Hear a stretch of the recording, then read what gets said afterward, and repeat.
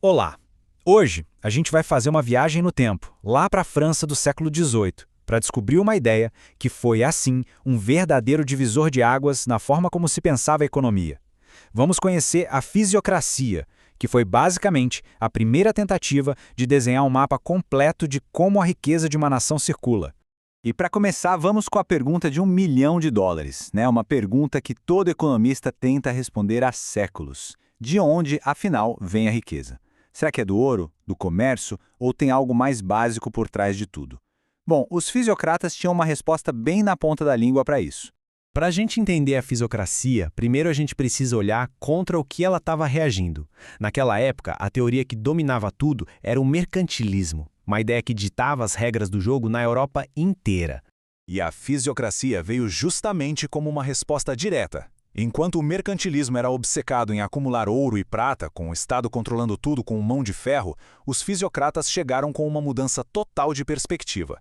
Eles defendiam que a riqueza de verdade não vinha do comércio, mas sim da terra produtiva. E o mais importante, que a economia deveria seguir uma ordem natural, mais livre da intervenção do governo. E essa ideia de uma ordem natural é a chave de tudo. Não era só um detalhe econômico, não. Era o coração filosófico que sustentava todo o pensamento deles.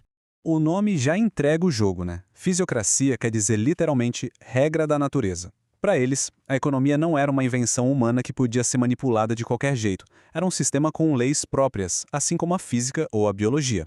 Olha que fascinante essa citação. Ela mostra a profundidade dessa crença. Eles realmente acreditavam que, do mesmo jeito que existem leis da física que governam os planetas, existiam leis naturais que governavam a economia. E o nosso papel como seres humanos era só descobrir e viver de acordo com essas leis e não tentar controlá-las.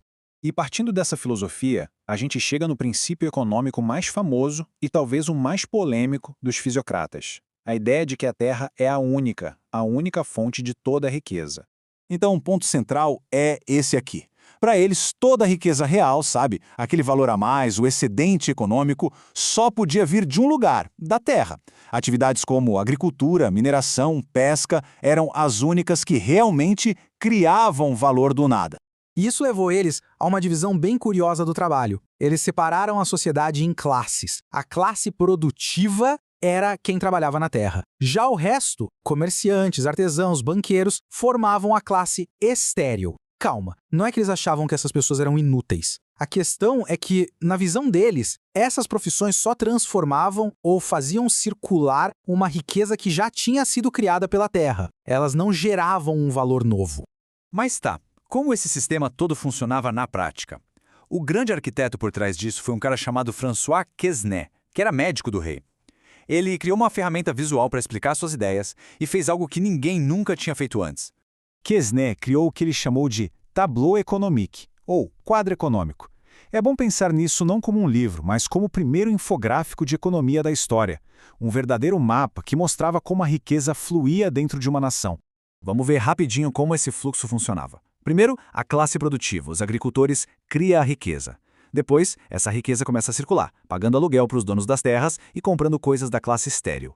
Por fim, com os gastos de todo mundo, o dinheiro volta para a terra, financiando a produção do ano seguinte e fechando o ciclo.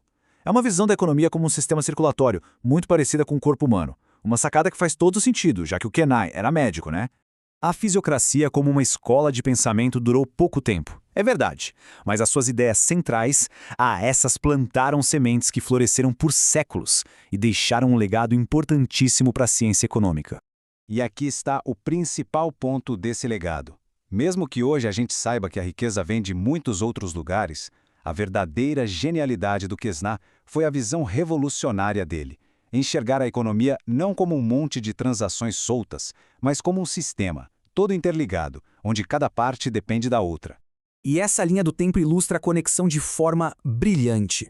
Quase 200 anos depois, lá nos anos 1940, o economista Wassily Leontief desenvolveu o modelo de insumo-produto, que é a base de boa parte da análise econômica que a gente usa hoje. E esse modelo é um descendente direto do tableau économique do Quesnay. E para a gente fechar, fica aqui uma provocação que conecta tudo isso com os nossos dias. No mundo dominado por serviços, por informação, por tecnologia, Será que a ideia fundamental dos fisiocratas, de que toda a riqueza, no fim das contas, vem dos recursos da terra, ainda faz algum sentido? Fica aí a reflexão.